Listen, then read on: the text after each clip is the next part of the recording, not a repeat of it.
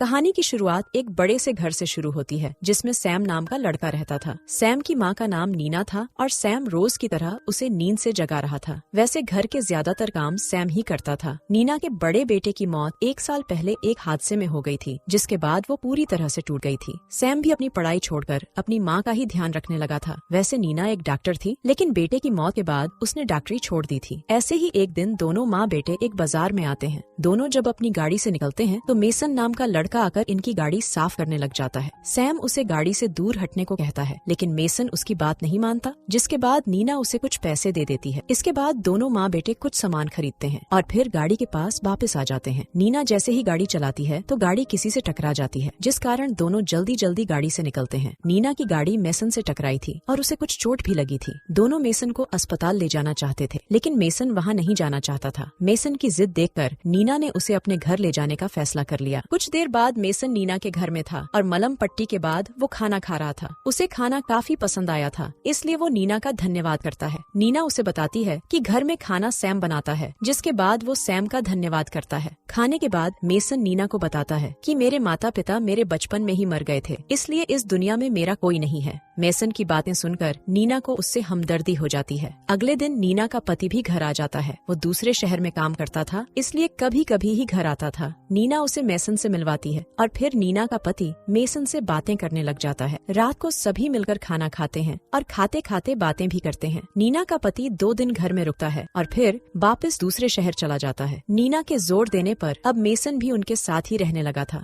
उसकी चोट ठीक हो गई थी, लेकिन नीना ने अब उसे अपने मरे हुए बेटे की जगह दे दी थी। सैम को मेसन का रुकना पसंद नहीं आ रहा था। नीना जिस तरह मेसन का ख्याल रखने लगी थी, उसे देखकर सैम जल गया था, इसीलिए वो उसे पसंद नहीं करता था। अगले दिन तीनों एक मॉल में आते हैं। यहाँ आकर जब नीना अपना चेहरा देखने लगती है तो मेसन उसकी खूबसूरती की तारीफ करता है। इसी बीच एक बदमाश लड़का भी नीना को छेड़ता है, जिसके बाद सैम उसे पकड़कर बाहर ले जाता है। मेसन भी जल्दी जल्दी बाहर आकर बदमाश लड़के को काफी पीटता है और फिर उसे बुरा भला कहकर भगा देता है। मेसन की हरकत देखकर नीना हैरान हो गई थी। कुछ देर बाद तीनों घर आ जाते हैं। सैम चुपके से देख रहा था कि नीना मेसन को नए कपड़े दे रही है। नीना ने मॉल से मेसन के लिए नए कपड़े खरीदे थे, जबकि सैम के लिए कुछ नहीं खरीदा था, और ये देखकर सैम फिर से जल गया था। अगले दिन तीनों एक झील की तरफ बढ़ रहे थे, क्योंकि मेसन का आज फिशिंग करने का मन था। जल्दी ही तीनों झील के पास पहुँच जाते हैं। झील के पास आकर नीना मेसन से पूछती है कि क्या तुम पहले भी यहाँ आ चुके हो? मेसन बताता है कि मैं यहाँ कई बार आ चुका हूँ। सैम को फिशिंग पसंद नहीं थी, लेकिन जब नीना मेसन के साथ किश्ती में बैठती है तो वो उनके साथ चल पड़ता है। सैम पहली बार किश्ती में बैठा था, इसलिए वो थोड़ा सा डरा हुआ था। इसी बीच मेसन नीना से पूछता है कि क्या तुमने कभी किश्ती चलाई है? नीना ना में जवाब देती है, जिसके बाद मेसन उसे अपने पास बैठाकर किश्ती चलाने की ट्रेनिंग देने लगता है। सैम की नजरों के सामने सब कुछ हो रहा था। दोनों को साथ देखकर वो जल गया था। वो गुस्से में आकर मेसन से कहता है कि साले तुम मेरी माँ से दूर रहो, और तभी मेसन गुस्से में आकर उसे धक्का मारता है, जिसके बाद सैम झील में गिर जाता है। मेसन को जैसे ही अपनी गलती का एहसास होता है तो वो जल्दी जल्दी झील में कूदकर सैम को बाहर निकाल लेता है। मेसन ने सैम को धक्का दिया था, इसलिए नीना उस पर बेहद गुस्सा हो गई थी।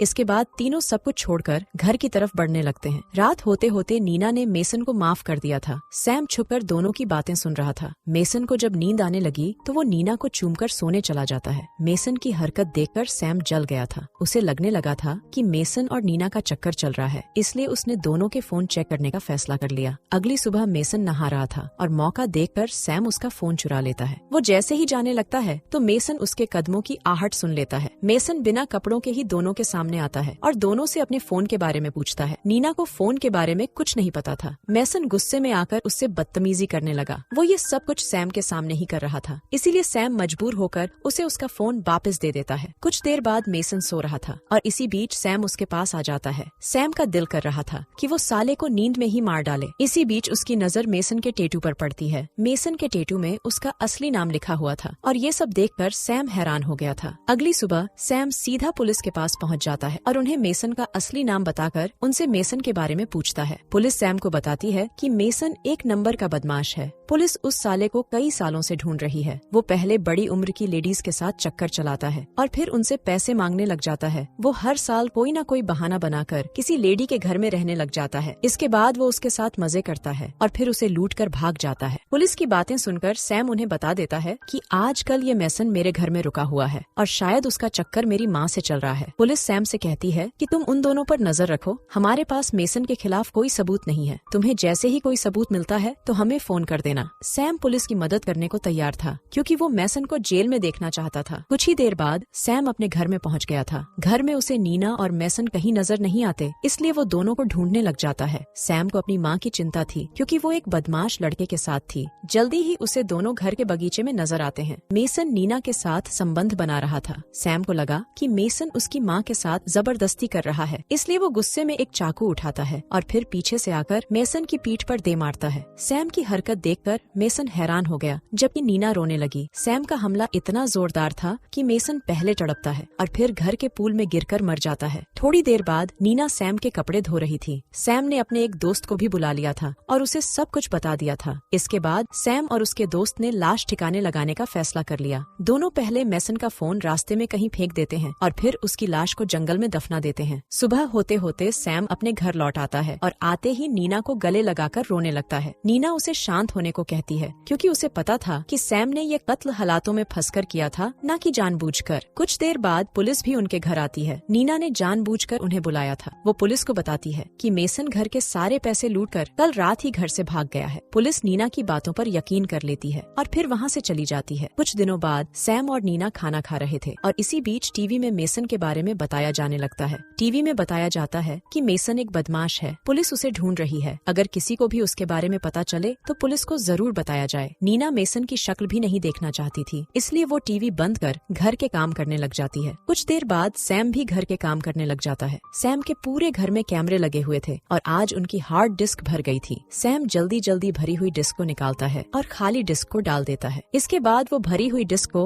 अपने लैपटॉप में देखने लग जाता है। सैम उसी दिन की वीडियो देखना चाहता था जिस दिन उसके हाथों मेसन का कत्ल हुआ था। जल्दी ही उसे वो वीडियो मिल जाती है। वीडियो में वो देखता है कि उसकी माँ खुद ही मेसन के पास आई थी और उसने खुद ही उसके करीब आने की शुरुआत की थी। वीडियो देखकर सैम समझ गया था कि सारी गलती नीना की थी और उससे गलती से मेसन मारा गया। नीना की सच्चाई देखकर सैम उदास हो गया और डिस्क तोड़कर फेंक देता है। नीना पूल के पास आराम कर रही थी। इसी बीच सैम भी पूल के पास आता है और पूल में कूदकर अपनी जान दे देता है। उसने अपनी जान इसलिए दी थी क्योंकि उसे मेसन की मौत का पछतावा हो रहा था और अपनी माँ पर गुस्सा आ रहा था। दरअसल नीना को पहली नजर में ही मेसन पसंद आ गया था। उसने जानबूझकर ही उससे गाड़ी टकराई थी ताकि वो उसके करीब जा सके। मेसन ने जब अस्पताल जाने से मना कर दिया तो नीना जानबूझकर उसे अपने घर ले आई। इसके बाद वो धीरे धीरे उसके करीब आती रही और फिर उससे संबंध बनाने लगी। नीना अपने पति के साथ खुश नहीं थी, इसलिए वो ये सब कुछ कर रही थी। मेसन भले ही पहले बदमाश लड़का